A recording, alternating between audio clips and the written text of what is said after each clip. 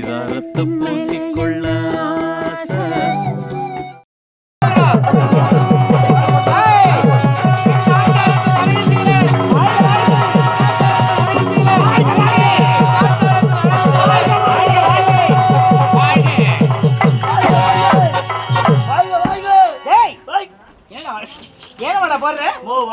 மகனை அழகுசீலா, இத்தனை காலமாக இந்த நாட்டில் ஆட்சி புரிந்து வந்து இனிமேல் இந்நாட்டு மன்னன் யார் என்றால் என் மகன் அழகுசீலன். அப்படியே ஆகட்டும் அப்பா. அரசாட்சி எப்படி இருக்க வேண்டும்? சிறப்பான முறையில் அரசாட்சி புரிகிறது. நாட்டு மக்களுக்கு எந்த குறையுமே வைக்க கூடாது. அப்படியா? ஆமா, உங்கள் விருப்பப்படியே செய்து முடிக்கிறேன் அப்பா.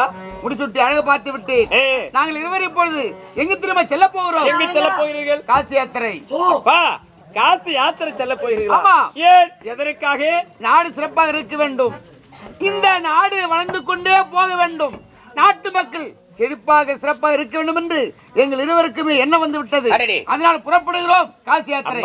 நாடு நலம் பெற வேண்டும், நாட்டு மக்கள் அனைவரும் செல்வ செழிப்போடு வாழ வேண்டும் என்பதற்காக காசி யாத்திரை செல்லுங்கள். இருந்த பொழுதிலும் எனக்கோ உலக அனுபவம் என்னவென்றே தெரியவில்லை. அறியாதவன். ஆமா, அப்படி எனக்கும் மறுபடி சுட்டிவிட்டு நீங்கள் சென்று விட்டால் என்னை வழி நடத்தக்கூடியவர் யார்? வழிகாட்டியாக இருந்தாலும் மிக்க மகிழ்ச்சியாக இருக்கும். வழிகாட்டியாக அது ஒரு பார்த்தாயா தளபதியா? உண்மைதான். உனக்கு தெரிந்தது தெரியாதது எல்லாமே அவர் சொல்லிக் கொடுப்பார். உண்மைதான்.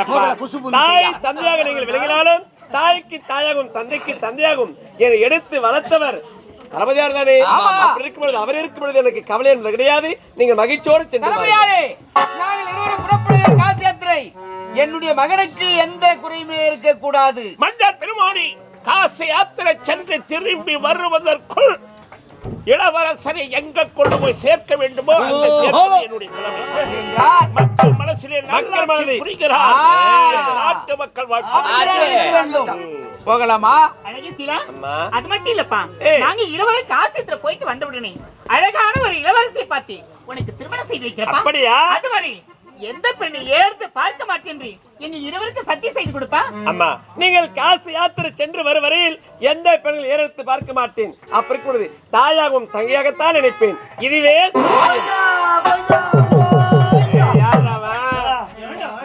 திருப்பதி நடராஜா போற அதுக்கு நீங்க சும்மா தான் இரண்டா சும்மா தான் இர பாதியாத்திலே போற திருப்பதிக்கு நடபாதியா நீ எப்படி ஒரு 3 மாசம் ஆகும் பொழுது பெரிய பொண்ணு கூட கூட்டி போறா. போகலாமா? டேய் ரமேஷ், ஏமா உங்களை நம்பிதான்பா என் மகனையே உங்ககிட்ட ஒப்படைக்கிறேன். அதேதான், சரிங்களா? காவலே படாத, ஜாகிரதையா பாத்துங்க.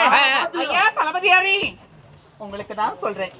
மகாராணி அவர்களே, என்ன நம்புங்கள். ஆமா, வராது பம்பு பின்னால இருக்க செம்பு. அந்த தெம்பை கொடுக்க கூடியது நான். வருத்தப்படாது, வருத்தப்படாது. நல்லது நல்லது. சென்று பாருங்க. சென்று வாருங்கள், சென்று பாருங்க. காட்சி யாத்திரை போறீங்களா? ஆமாண்டா. போயிட்டு வரும்போது ஒரு 4 கிலோ வாழை கருவாடு வாங்கினாங்க. எப்பேற்பட்ட இடம் அது பத்தி தெரியுமாடா? காசி யாத்திரை எப்பேற்பட்ட புண்ணிய ஸ்தலம் தெரியுமா? அந்த இடத்துல போய் கருவாடை வாங்கிட்டு அவனுக்கு எங்க தெரியும்? சபரிமலை மாலை போட்டு போனாம்பா. அவங்க பெரியப்பா வெள்ளிக்கிழமை மாலை கேட்டாதுன்னு சொன்னான். அன்னைக்கு கேட்டு போய் நகை அன்னைக்கே வச்சு குடிச்சிடறான் பாரு. காசி யாத்திரை போய் வரும்போது வாழை கருவாடு வாங்கிடுவாங்க. அதுல முள்ளு இருக்குடா. ஏமா சென்னா குச்சி புடிச்சாரியா? சென்னா குச்சியா? ஆமாடா. இவனே மேல்றா. முள்ளு இருக்காது அதுல. நைஸா போவா. நீங்க சென்று வாருங்கப்பா. போய் செட் மாடா. ஆகட்டும் அம்மா. பத்திரமா போயிட்டு வரமா? ஜாக்கிரதை ஜாக்கிரதை. டேய் பாத்துக்க. ஏய் தளபதியாரே, இருந்த பொழுதிலும் என் நாட்டுக்கு மன்னனாக நான் மறுபடி சூட்டி உடனே நம் நாட்டு மக்களுக்கு 3 சட்டங்களை போட போகிறேன். ஆமா, முதல் சட்டம் நம் நாட்டில் பெண்களுக்கே முன்னுரிமை கொடுக்க வேண்டும். ஏற்கனவே இலவச பஸ் வர விட்டுக்கிறாங்க. இதுல பெண்களுக்கு முதல் உரிமை கிடையாது. பெண்கள் யார்? நம் நாட்டின் கண்கள் ஆகினால் தான் பெண்களுக்கு முன்னுரிமை கொடுக்க வேண்டும். முதல் சட்டம். இரண்டாவது சட்டம், நம் நாட்டில் உள்ள பெண்கள் யாருமே கவலை என்று கண்ணீர் சிந்தவே கூடாது. ஒரு சொட்டு தண்ணீர் கூட வரக்கூடாது.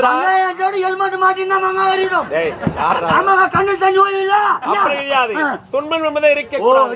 மூன்றாவது சட்டம், நம் நாட்டில் விவசாயத்திற்கு முன்னுரிமை கொடுக்க ஆமாங்க. வேண்டும். ஏனென்றால் நாடு செழிப்படைய வேண்டுமானால் விவசாயம் தழைத்துவங்க வேண்டும். அப்போதுதான் நாட்டு மக்கள் அனைவரும் மகிழ்ச்சியாக இருப்பாங்க. விவசாயம் தாங்க விவசாயம் விவசாயிகள் சேற்றிலே கால் வைத்தால் தான் நம்ம சோத்துல கை வைக்க முடியும் ஐயா. அதனால விவசாயிகளுக்கு முன்னுரிமை தர வேண்டும். நாட்டு மக்கள் அனைவரும் சந்திக்க வேண்டும். நகர்வலம் புறப்படும்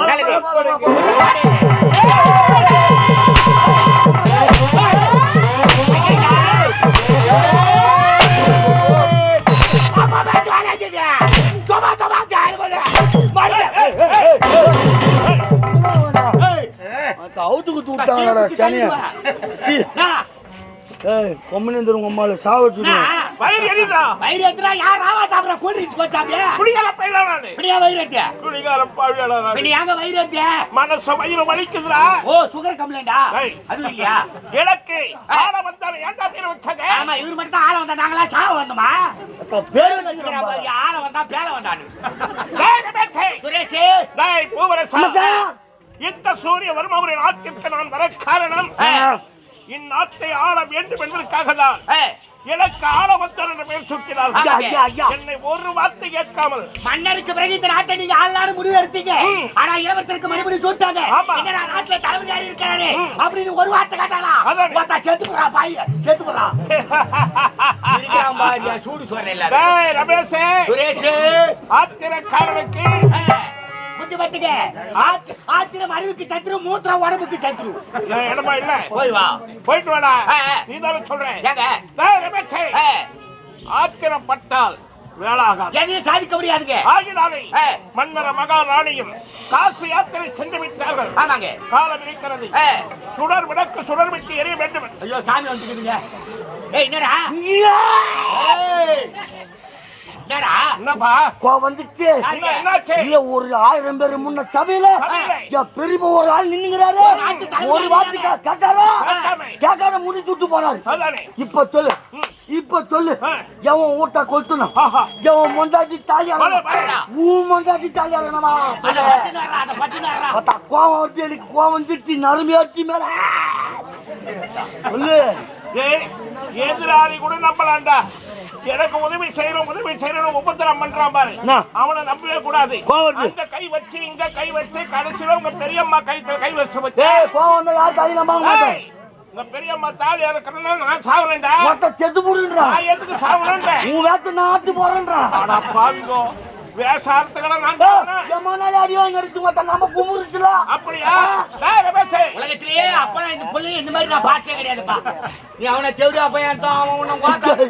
ஐயா பலாபட்ற குடும்பம் இருக்குடா. ஏய் குடும்பமே ஒரு போலீஸ் குடும்பம்டா.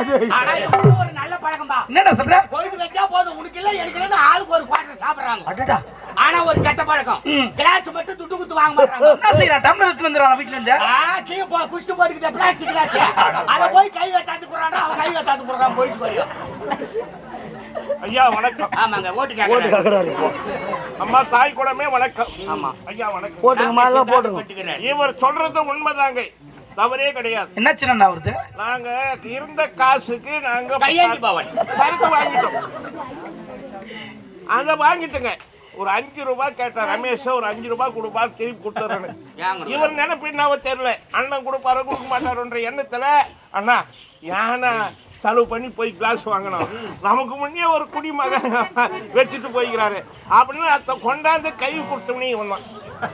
நாளைக்கு பாத்ரூம்ல இருந்து ஜெக்கே தான் தரேன். ஆனா பாவி வீட்டுக்கு தெரியாது அங்கதான் சாப்பிடுறாங்க. அங்கே சைடிஷ் தேவைப்படாது.